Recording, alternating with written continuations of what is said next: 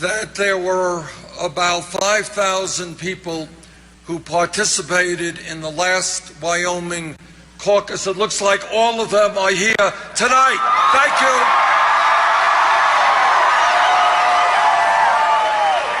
Thank you very much for coming out. And let me remind everybody that we've got a really important caucus here on Saturday.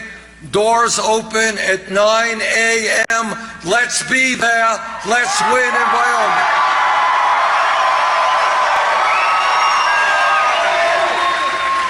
Now, I don't know if the audience here knows it. I don't see any TVs here, but it has been projected by, I think, all of the networks that we won in Wisconsin.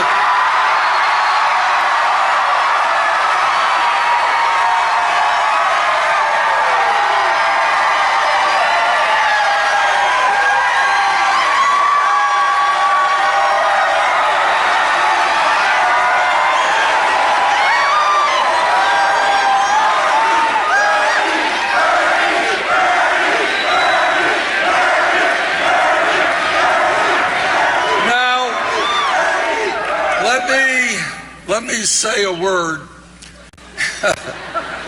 well, maybe two words, I don't know, about what momentum is all about. Momentum is starting this campaign 11 months ago, and the media determining that we were a fringe candidacy. Momentum is starting the campaign 60 to 70 points behind Secretary Clinton. Momentum is that within the last couple of weeks, there have been national polls which have had us 1 point up or 1 point down.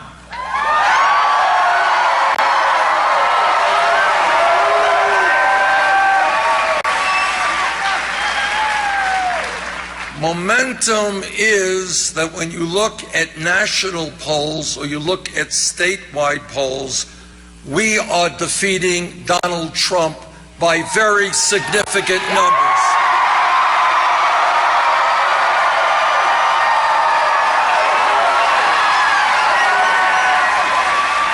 And in almost every instance, in national polls and in state polls, our margin over Trump is wider than is Secretary Clinton.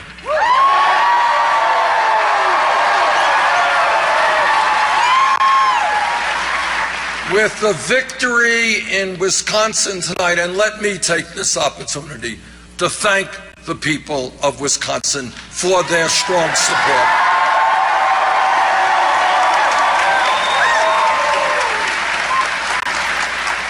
With our victory tonight in Wisconsin, we have now won 7 out of 8 of the last caucuses and primaries.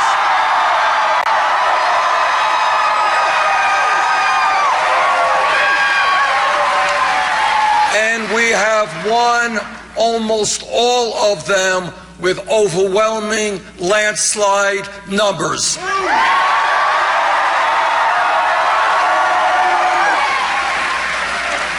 What momentum is about is that at a time in contemporary politics when every major candidate has a super PAC, we have said no to super PACs, said no to the billionaires who fund those super PACs.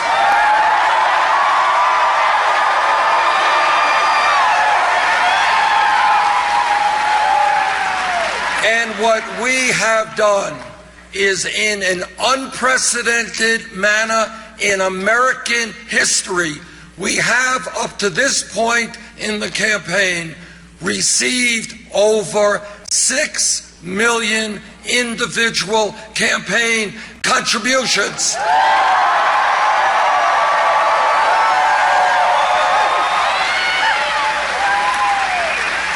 Anyone here know what the average contribution is?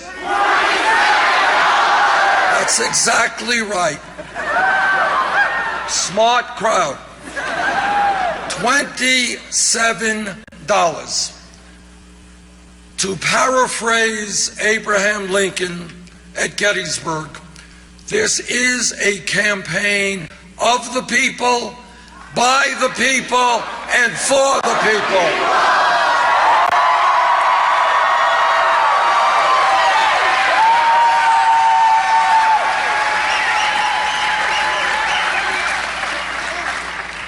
We have decided that we do not represent the billionaire class. We do not represent Wall Street or the drug companies or the fossil fuel industry.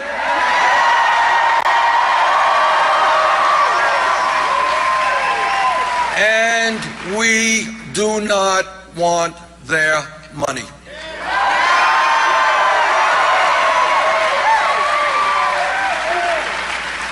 What momentum is about is my belief that if we wake up the American people, and if working people and middle class people and senior citizens and young people begin to stand up, fight back, and come out and vote in large numbers, there is nothing that we cannot accomplish.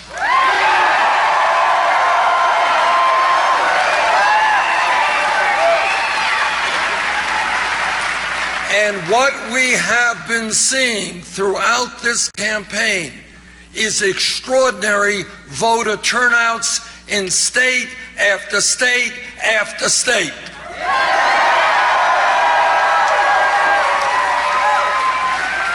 And I am particularly grateful and pleased that at a time when many of the pundits said, you know, those young people, they don't want to get involved in politics. They're not really concerned about the major issues facing our country. They're too busy with their video games or whatever. Well, you know what's happening? All over this country, young people are standing up and they're saying, you know what? We want to help determine the future of this country, which we are going to inherit.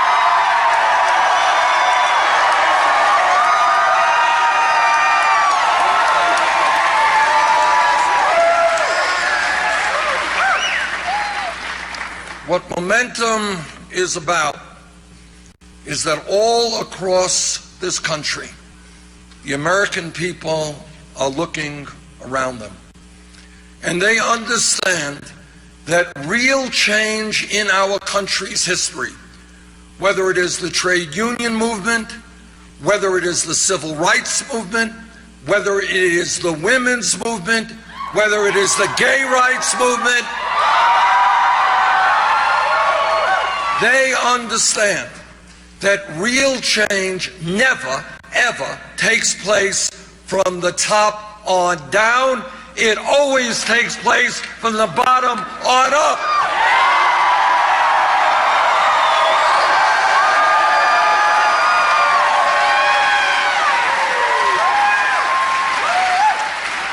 And today, from coast to coast, and I have been from coast to coast, been in California, been in Maine, been in a whole lot of states in between.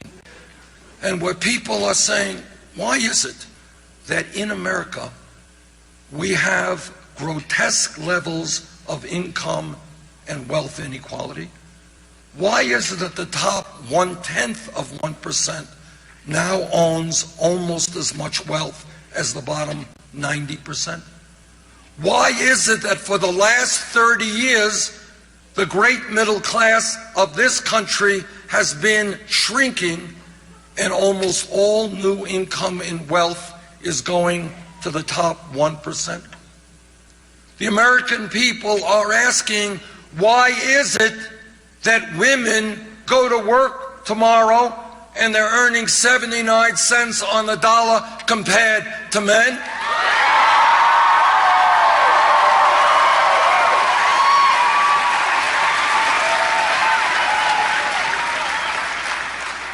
People are asking, how does it happen that the United States of America, our great nation, is the only major country on earth not to guarantee paid family and medical leave?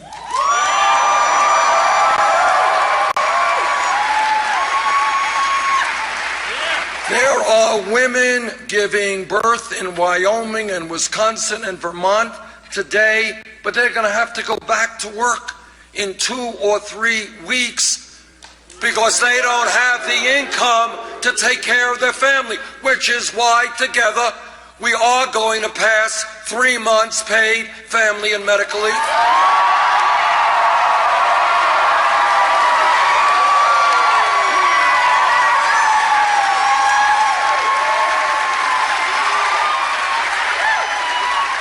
And the American people from coast to coast, they're asking, yes, the Affordable Care Act has done a lot of very good things. Thank you, President Obama, for your leadership.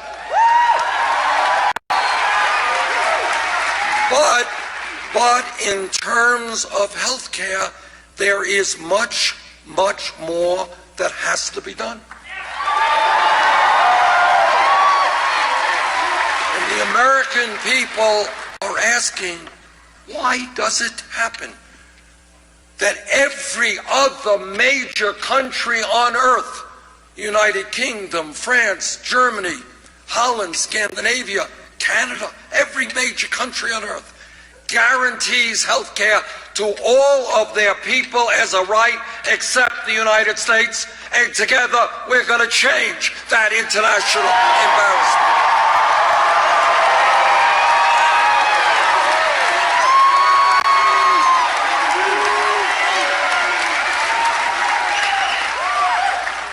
The American people are asking, and young people are asking, why is it that when we are living in an increasingly competitive global economy, why is it that kids are graduating college $30,000, $50,000, $70,000 in debt?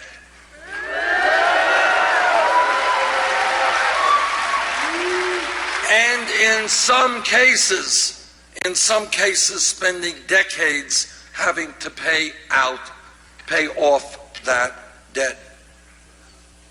We should be rewarding people who get the education they need, not punishing them.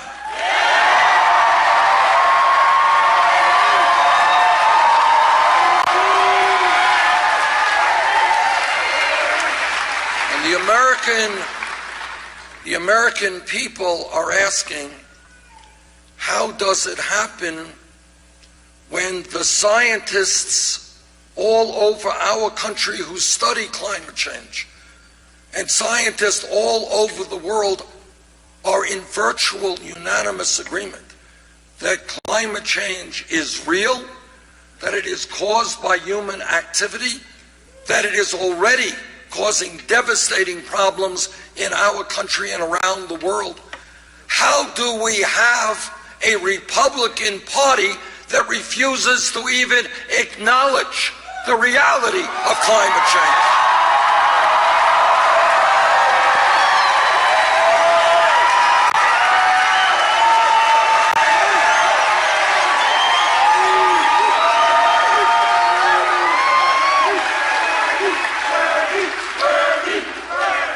The American people are asking, how does it happen that we can spend trillions of dollars fighting a war in Iraq that we never should have gotten in the first place?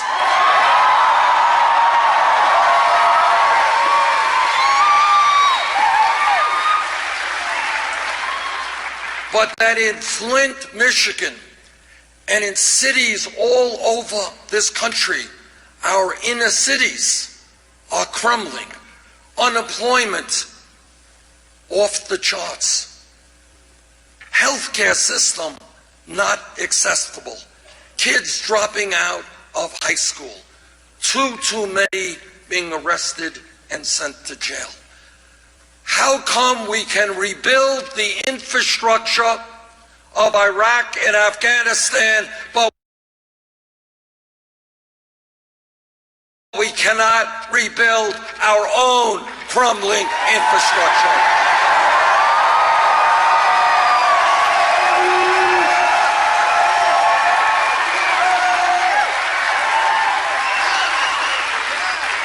And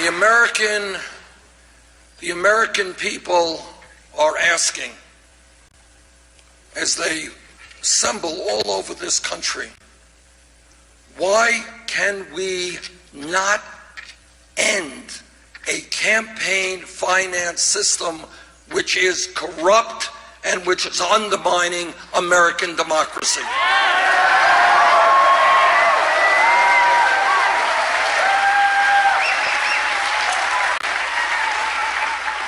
Democracy is not a complicated process. It means that you have a vote, and you have a vote, and you have a vote, and majority wins. What democracy is not about is billionaires buying elections.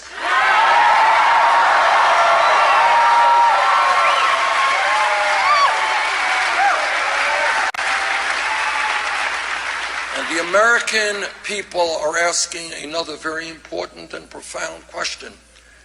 And that question is, how does it happen in the wealthiest nation in the history of the world that we have more people in jail than any other country on earth?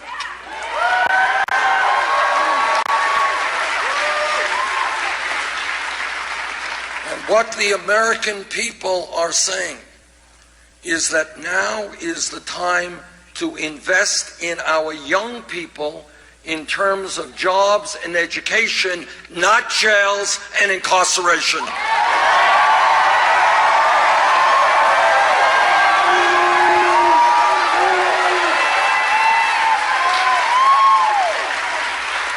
And some of you have recently heard about the discovery and the revelations about the tax dodging that is taking place in Panama, which is one of the reasons that I opposed the free trade agreement with Panama.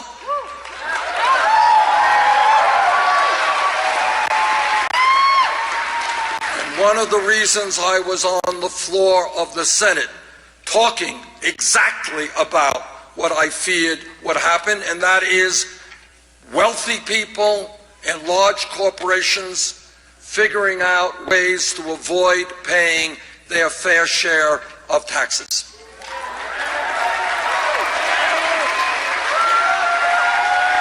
And what the American people are asking is, at a time of massive income and wealth inequality, how does it happen that you have large, profitable, multinational corporations who in a given year pay zero, not a penny, in federal income taxes?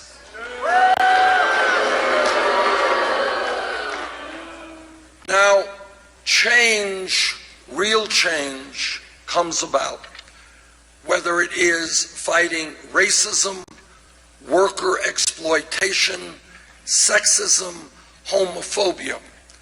Real change comes about when people stand up and they look around them and they say, you know what? The status quo is not working. We can do better.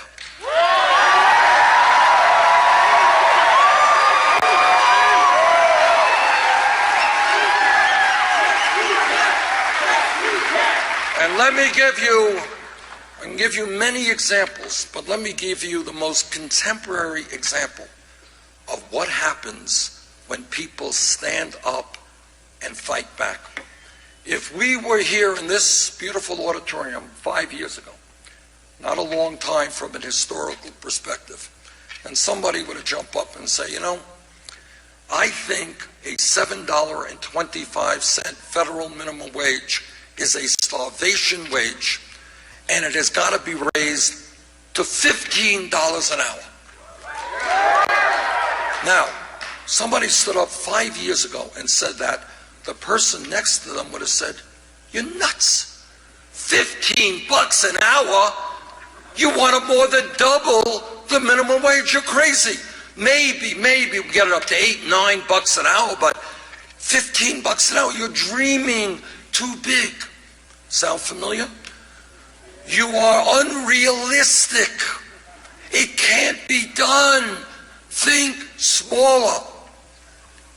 But then what happened is fast food workers, people working at McDonald's, people working at Burger King, people working at Wendy's, they went out on strike. And I was very proud to join with those workers in Washington.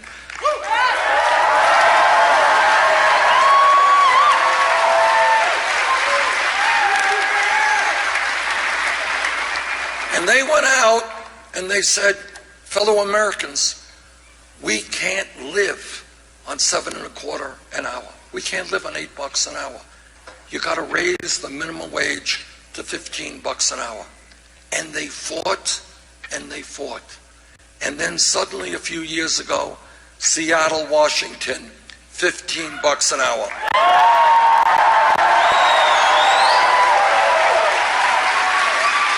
Los Angeles, San Francisco, $15 an hour. Oregon, $15 an hour. And in the last several weeks, in both California and New York, governors signed legislation for $15 an hour.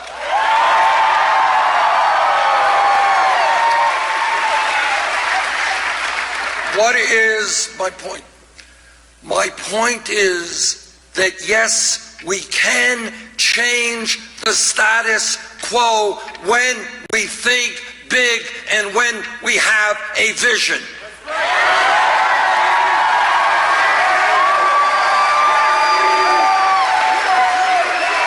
Now, I am not naive.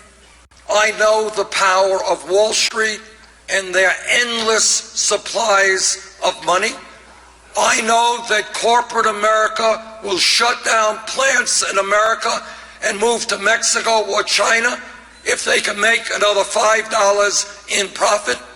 I know that billionaires are funding candidates whose job it is to represent the wealthy and the powerful. I know about the corporate media that will give us all of the information we need except what is most important for working families.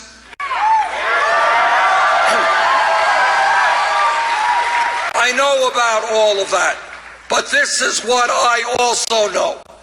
I know that what history is about is that when people stand up and they say the status quo is not acceptable, we will not have children working in factories. We will not have working people on the job who have no power over those jobs. We will not continue to have segregation or racism or bigotry.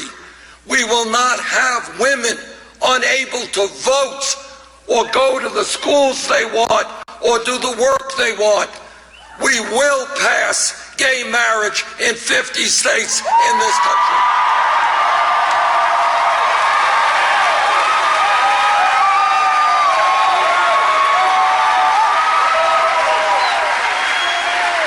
So that is what I have learned from history, is that when we are prepared to think big, when we are prepared to take on the greed and recklessness of Wall Street, when we stand together and we don't allow the Trumps of the world to divide us up by whether we were born in America or born abroad, whether we are Muslim or Jewish or Christian,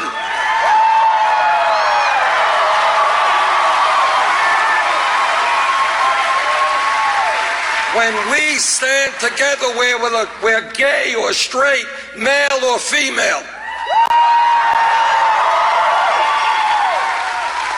yes, we can create a government that represents all of us and not just a handful of wealthy campaign contributors.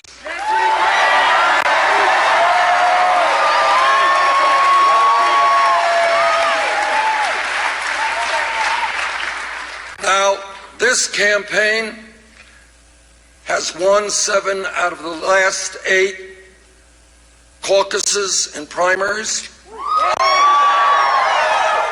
With your help on Saturday, we're going to win here in Wyoming.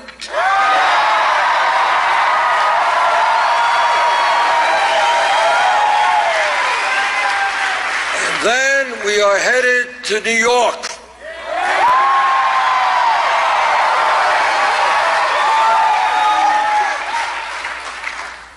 And I know a little bit about New York because I spent the first 18 years of my life in Brooklyn, New York.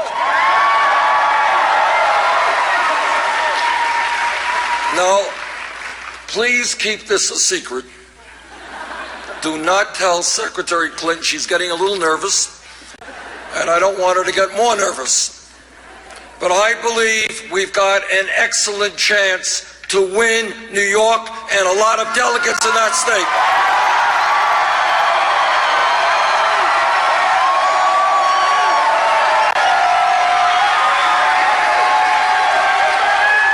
And then we are going to head, after some other states on the East Coast, out to the West Coast. And we all have an excellent chance to win in Oregon and to win in California.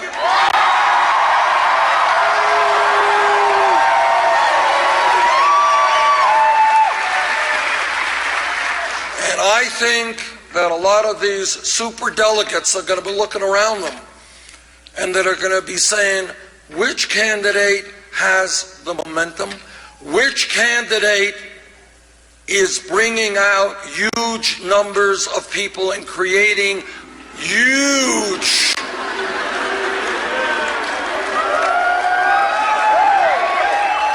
which candidate can bring out large numbers of people? See, I can't use the word huge anymore. It's out of my vocabulary. But we will win in November if there is a large voter turnout. That's what always happens. Democrats and progressives win when there is a large voter turnout. Republicans win when people are demoralized. This campaign is giving energy and enthusiasm to millions of Americans.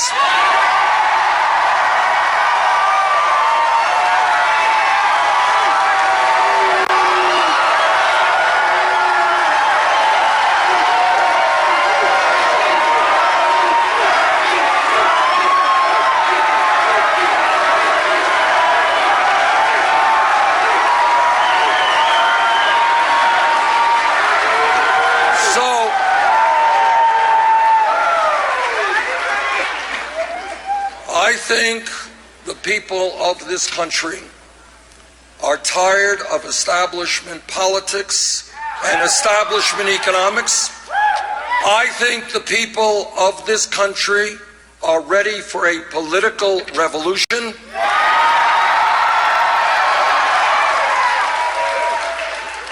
And if you ignore what you hear on corporate media, the facts are pretty clear. We have a path toward victory, a path toward the White House.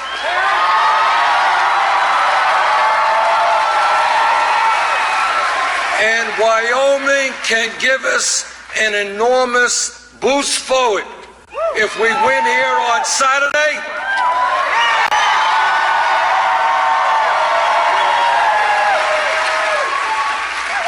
We often win, and almost always win, when the voter turnout is high. We do poorly when the voter turnout is low. Let us see on Saturday a record-breaking turnout here in the Wyoming caucus.